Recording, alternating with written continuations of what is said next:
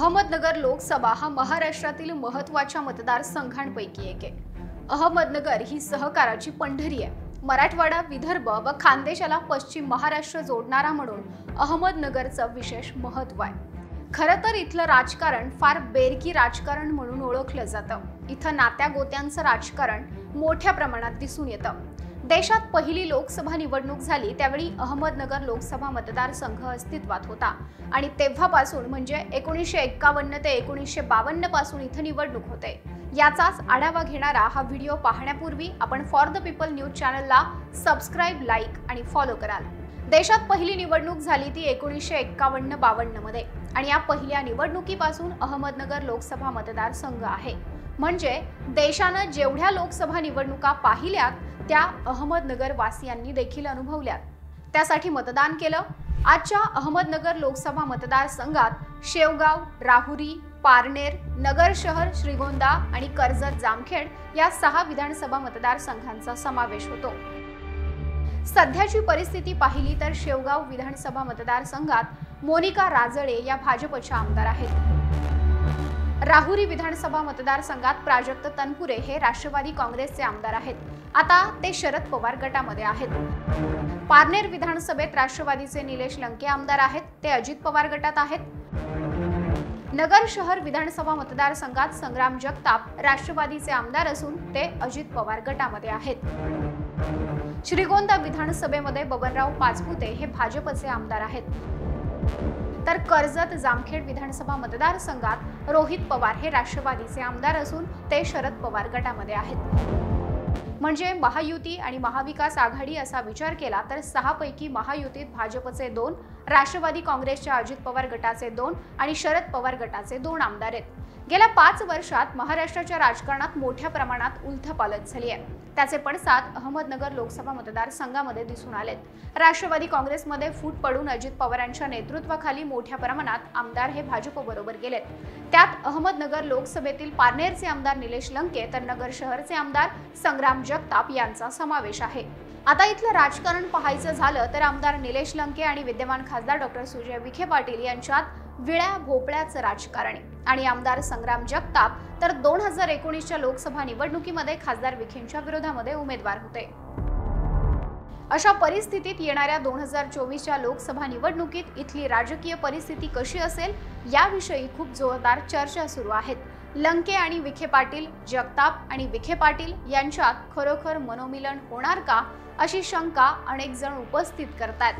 2019 मध्ये राष्ट्रवादीचे हे दोन्ही आमदार उघडपणे विरोधात असतानाही डॉ. सुजय विखे पाटील यांचा विजय झाला होता। त्यामुळे विखे पाटील या गोष्टीला किती महत्त्व देणार हे देखील उत्सुकतेचं असणार आहे। आता अहमदनगर लोकसभेमध्ये आतापर्यंत झालेल्या निवडणूक निकालाचा आढावा घेऊयात। स्वतंत्र भारतात पहिली निवडणूक 25 ऑक्टोबर 1951 ते फेब्रुवारी 1952 या कालावधीत झाली। त्यावेळी अहमदनगर लोकसभा मतदारसंघ होता आणि इथं देखील पहिली निवडणूक त्याच वेळी झाली।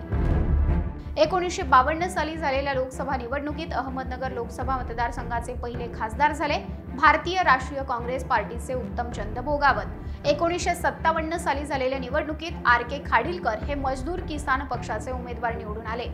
पुढे मजदूर किसान पक्षाचे काँग्रेसमध्ये विलीनीकरण झाले। 1963च्या निवडणुकीत अहमदनगर शहराच्या विकास आणि वाटचालीत महत्त्वाची भूमिका बजावणाऱ्या भाऊसाहेब फिरोदिया यांचे चिरंजीव मोतीलाल फिरोदिया भारतीय राष्ट्रीय काँग्रेसच्या तिकिटावर खासदार झाले। 1967च्या निवडणुकीत मोतीलाल फिरोदिया यांना पुन्हा एकदा काँग्रेसने उमेदवारी दिली, परंतु काँग्रेसची मिळालेली उमेदवारी त्यांनी नाकारली। त्यानंतर काँग्रेसने अनंतराव पाटील यांना उमेदवारी दिली आणि ते अहमदनगरचे खासदार झाले। 1971 आणि 1977 साली झालेल्या लोकसभा निवडणुकीत भारतीय राष्ट्रीय काँग्रेसकडून अण्णासाहेब शिंदे सलग 2दा खासदार झाले। केंद्रात कृषी राज्यमंत्री म्हणून अण्णासाहेब शिंदे यांनी आपल्या कर्तृत्वाचा ठसा उमटवला। देशामध्ये हरित क्रांती आणण्यामध्ये ज्या लोकांचं योगदान होतं त्यात अण्णासाहेब शिंदे यांचा उल्लेख आवर्जून करावा लागेल। 1980च्या निवडणुकीत काँग्रेस आयचे चंद्रभान आठरे पाटील निवडून आले होते। त्यांनी काँग्रेस यूच्या एकनाथ निंबाळकर यांचा पराभव केला होता। 1984, 1989 आणि 1991 साली झालेल्या लोकसभा निवडणुकीत सलग 3 वेळा भारतीय राष्ट्रीय काँग्रेसकडून यशवंतराव गडाख निवडून आले आणि अहमदनगरचे खासदार झाले।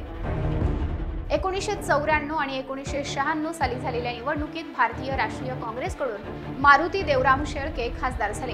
शेळके हे 1978 ते 94 अशी सलग 4 वेळा नगर नेवासा विधानसभा मतदारसंघाचे आमदार होते। अहमदनगर लोकसभा मतदारसंघात सुमारे 46 वर्ष 12 वेळा काँग्रेसचा खासदार निवडून आला, परंतु 1998 साली झालेल्या लोकसभा निवडणुकीत मात्र बाजी पलटली। 1998च्या लोकसभा निवडणुकीत नगरकरांनी काँग्रेसला नाकारलं आणि शिवसेनेचा धनुष्यबाण हाती घेतलेल्या बाळासाहेब विखे पाटील यांना खासदार म्हणून निवडून दिलं। 1999च्या निवडणुकीत नगरमध्ये भाजपचं कमळ उमललं। भाजपच्या तिकिटावर दिलीप गांधी अहमदनगरचे खासदार झाले। 2004 साली झालेल्या लोकसभा निवडणुकीत राष्ट्रवादी काँग्रेसची एंट्री झाली। 2003 साली सोनई येथे शरद पवारांच्या उपस्थितीत झालेल्या मेळाव्यात राष्ट्रवादीत प्रवेश केलेल्या तुकाराम गडाख यांना राष्ट्रवादीतून उमेदवारी देण्यात आली आणि तुकाराम गडाख खासदार झाले।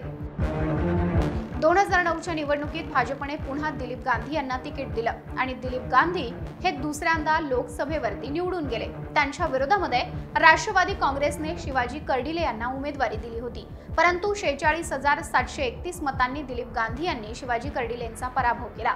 यावेळी दिलीप गांधी यांना 3,12,047 तर शिवाजी कर्डिलेंना 2,65,316 मतं मिळाली होती। अपक्ष उमेदवार राजीव राजळे यांना 1,52,795 मतं मिळाली होती।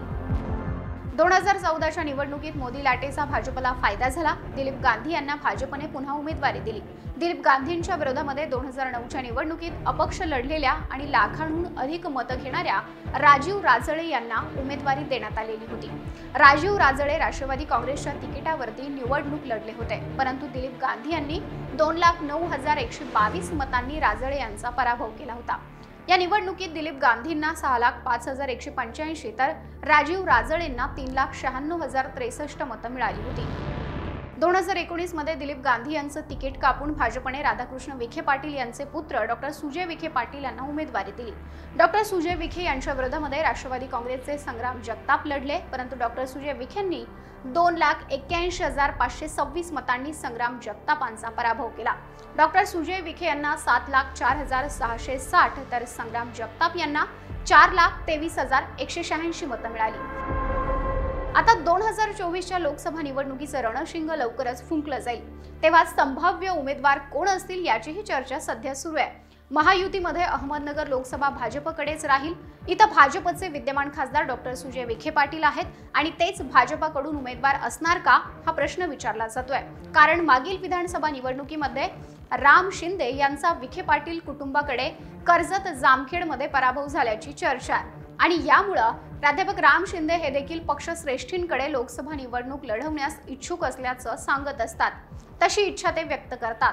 आता भाजपच्या उमेदवाराच्या विरोधामध्ये आमदार शंकरराव गडाख, आमदार निलेश लंके, आमदार संग्राम जगताप यांच्या नावाची चर्चा सुरू आहे। मात्र लंके आणि जगताप सध्या अजित पवार यांच्या सोबत असल्यानं ते काय भूमिका घेणार याकडे संपूर्ण नगरकरांचं लक्ष लागून राहिलंय। याबाबत तुम्हाला काय वाटतं ते व्हिडिओच्या खालील कमेंट बॉक्समध्ये लिहा आणि YouTube व फेसबुकवर फॉर द पीपल न्यूज चॅनलला सबस्क्राईब करा, लाईक व फॉलो जरूर करा। धन्यवाद।